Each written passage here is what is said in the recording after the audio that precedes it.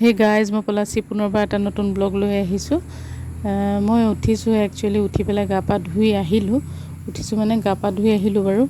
এতিয়া মায়ে কিবা এটা বনাই আছে আমাৰ কাৰণে। ভাত পানী হ'ল বাৰু, আমি আজি যিহেতু যামগৈ, চ' মায়ে কিবা এটা বনাই আছে আৰু সেয়া খাই বৈ আৰু আমি ওলাম আৰু। বাহ, বেলেগ না পঢ়া শুনা একেবাৰে আৰু দেই। অঁ, তাৰপিছত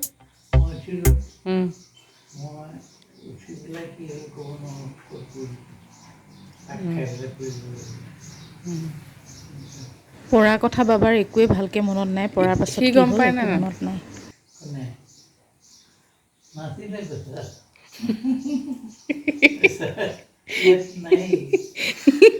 পাছত আহিল কিবা ল'ৰা এটা আছে,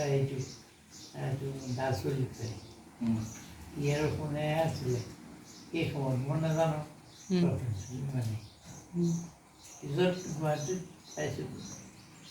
কি আপুনি হেৰি বাবাক সুধি হাঁহি ধেমালি কৰিছোঁ, কিন্তু তেতিয়াৰ কথা মনত পৰিলে একেবাৰে বুকু কঁপি যায়। বাবা ওপৰত বহি আছিলে চিৰিত, আৰু খুব সম্ভৱ মূৰ ঘূৰালে, তললৈ হৈ পৰিল। তলত পকা আছিলে আৰু মাল্টিপুল কামিহাড় ভাঙিলে বুকুৰ, আৰু ইয়াত ধৰা পৰা নাছিলে, কিন্তু মেডিচিন দিছিলে ডাক্তৰে। মেডিচিনে বিষটো দমাই ৰাখিছিলে, আৰু শেষলৈ বাবাৰ ছ'ডিয়ামো কমি গৈছিলে।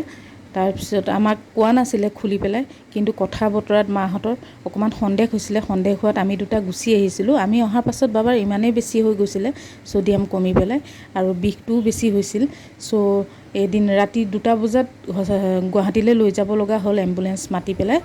আৰু 2টা বজাত গৈ পাছদিনা গৈ পাইছেগৈ 12টা বজাত, আৰু নিওঁতে খুব কষ্ট হৈছিলে, যিহেতু বাবাৰ ছ'ডিয়ামো কমি গৈছিল আৰু বিষটোতো আছিলেই। তাৰপিছত তাত গৈ পেলাই কিন্তু খুব ধুনীয়া এটা ট্ৰিটমেণ্ট পালে, হস্পিটেলাইজ হ'ল। ডক্টৰ শইকীয়াই ট্ৰিটমেণ্টটো কৰিছিলে। ভগৱানক বহুত বহুত ধন্যবাদ যে বাবা সুস্থ হৈ আছে আজি।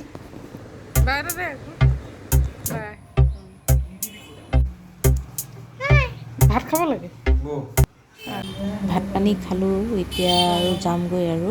বহুত দিন থাকিলোঁ যে মনটো অলপ বেয়া লাগিছে। দুজনীয়ে বহি পেলাই অকণ কথা পাতি লৈছোঁ দেখিবলৈ বোলো। Bye bye Bihpuria.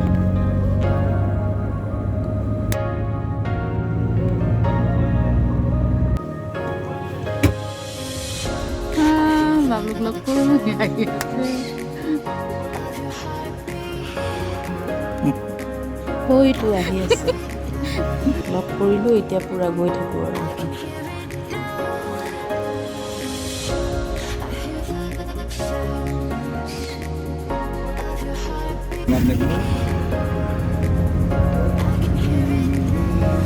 গান এটা আছে নহয়, কহুৱা বন মূৰখন কৈছোঁ নহয়।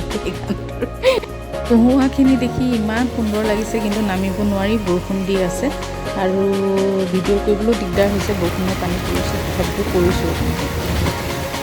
কেনেকুৱা বৰষুণ বা!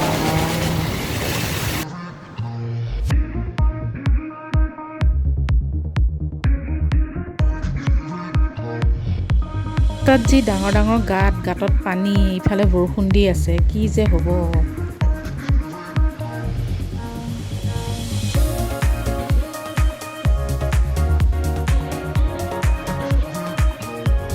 বিশ্বনাথ চাৰিআলিৰ পৰা কিন্তু বৰষুণ নাই,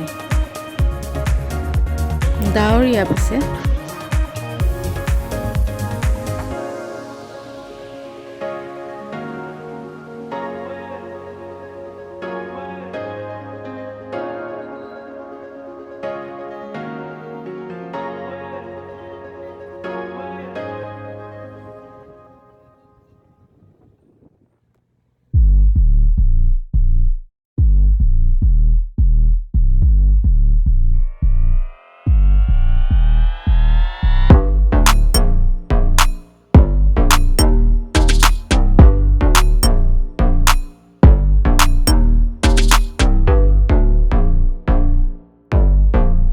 ভিডিঅ'টো কেনেকুৱা লাগিল জনাব, আৰু যদিহে ভাল লাগিল তেনেহ'লে লাইক আৰু ছাবস্ক্ৰাইব কৰি দিব, আৰু আপোনালোক ভালে থাকক তাকে কামনা কৰোঁ।